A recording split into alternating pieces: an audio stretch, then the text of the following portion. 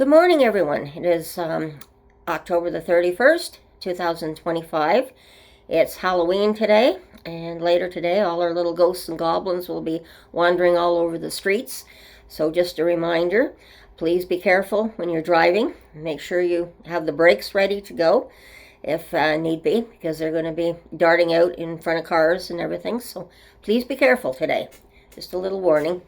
And today, I'm just going to have a short video on about, we talk about school shootings and that. We've been talking a lot about violence and crimes. And this is something that shook our city 50 years ago today. Well, not today, but earlier this week they put it up. And it was in October 1975. We ourselves had a school shooting. And we've had so many mass shootings constantly in the United States. And even our children are scared. We have lockdowns and practice drills and that for those sort of things today. And unfortunately, I remember having the drills where they were worried about the atomic bomb and where we used to have to go and duck underneath the desk to hide. And those were the type of drills that I can remember, not having to worry about school shootings. But this was a time period in 1975, in October, when this happened. This was when I was married to my first husband, a police officer. And back then, it was a very quiet city.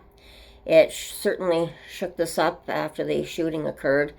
Back then, we did not have, our police officers certainly were not equipped the way they are today. They didn't have the SWAT team.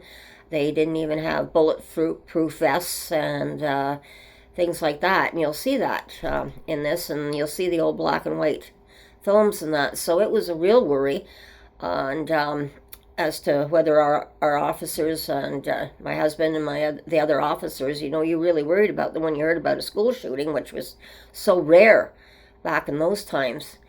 And then, you hear a modern day shooting, and I can't remember the city or the town that it took place in, where there was a school shooting and the SWAT team and everything was ready to go in, and the sheriff held it back from them going in.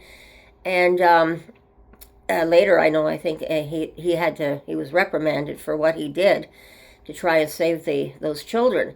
And for me, it brought back those memories, definitely, of our officers every time I have to see that, and knowing that they were not even equipped, and yet it didn't matter to them. There was lives at stake, and they were ready to risk their own lives even further, knowing that they were not protected against the guns and that. So that certainly helped change Canada's gun laws as well, to be shocked like that. But it was a horrible, horrible shooting back then. It always brings back memories when I hear of another school shooting, and I think, why is it that our children cannot be safe at school? Why is there no more gun laws in the United States? And even in this film, you'll see one of the survivors describing that day. And it was a horrific day, and it was like everybody was just on the edge of their seats. This whole city, which was a very small city back then, we certainly did not have over 1 million people in our city back then. It was very small.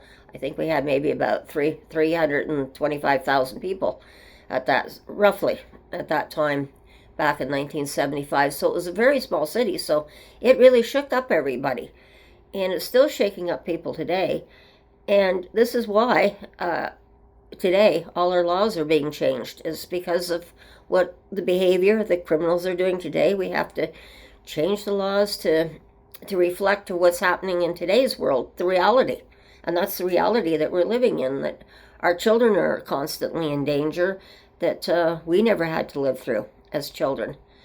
So there's a lot in that, and I just wanted to bring that forth and put forth the fact that we need to look at the realities of today, figure out how do we strengthen up our laws, how do we protect our children, how do we protect our citizens. And it's a very difficult decisions that we have to make today, and it's because of our behavior.